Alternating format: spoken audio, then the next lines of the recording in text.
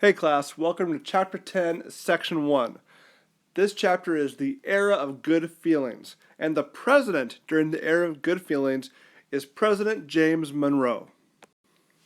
James Monroe had served as the Secretary of State for President James Madison during the previous 8 years.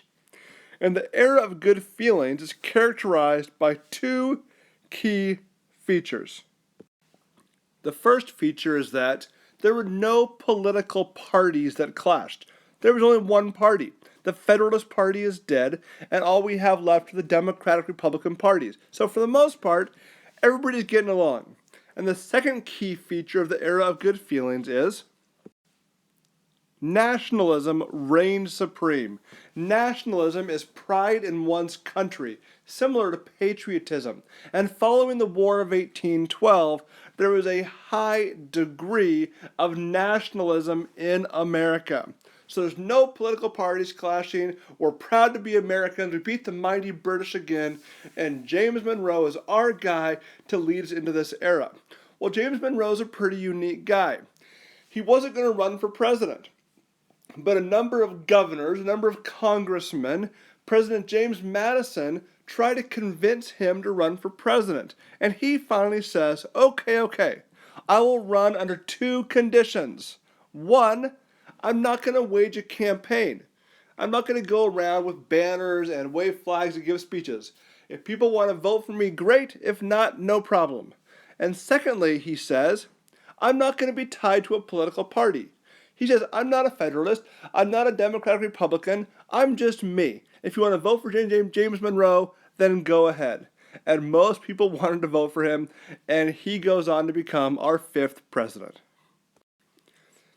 James Monroe is going to establish a cabinet with a few individuals, but two key individuals that are really going to play an important part in his presidency. And the first is John Adams' son, John Quincy Adams. And he'll be the Secretary of State under James Monroe as John Quincy Adams. John Quincy Adams had a number of key positions in Jefferson's presidency and Madison's. He is a very well-respected individual, a brilliant international mind, and he's going to play that role for the next 8 years for James Monroe. And the second key player here is a man named John C. Calhoun. John C. Calhoun here is going to serve as the Secretary of Defense. He's from the state of South Carolina, and we're going to see him quite a bit in the next 30 years. He's going to become a major player in a number of different ways over the next few decades. So John Quincy Adams, Secretary of State under James Monroe, and then John C. Calhoun is going to be Secretary of War under him.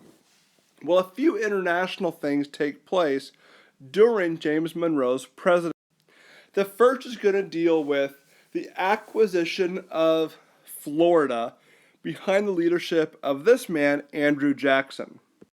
Andrew Jackson, of course, the hero of the Battle of New Orleans, came on to national fame.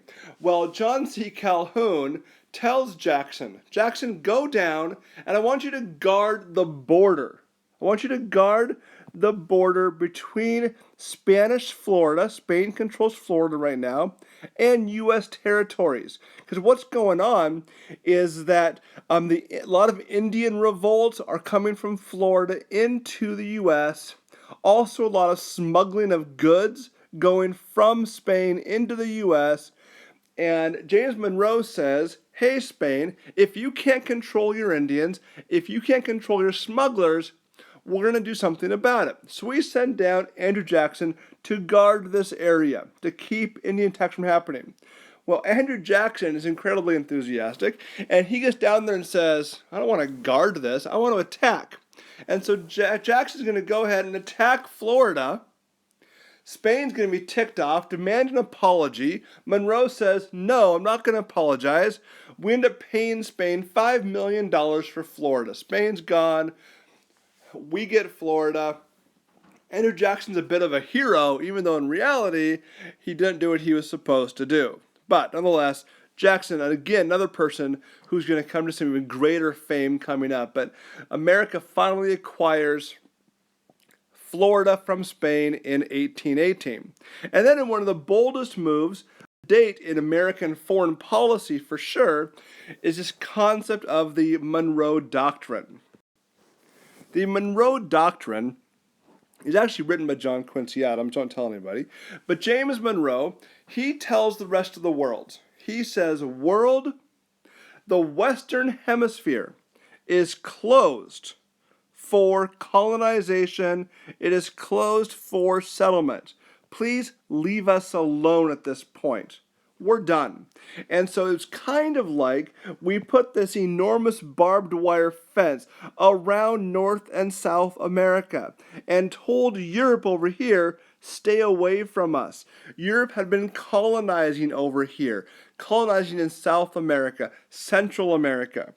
And we say, notice Uncle Sam here, kind of standing, looking out over the Western Hemisphere, telling Europe to stay away. Over here he's drawn a line saying, stay away from us. And what prompted this was, in 1820, Mexico declares independence from Spain. Mexico had been a Spanish territory. And so Mexico is this very brand new baby infant nation. And they can't hold up against a European power trying to come in. But we want to help Mexico be run by Mexicans and not by other European nations. So we want to help these brand new growing nations gain their own. You might be thinking, what authority did the United States have to pass this law and tell the whole world what they can or can't do? They had none, but that's okay. We have the power to back it up, and it's really going to stand, and it's going to be enforced for the next 100 years, and it's going to really help North and South America stand on their own 2 feet. So the Monroe Doctrine, named for President Monroe, written by John Quincy Adams, is going to be a key item in America's foreign policy for the next century.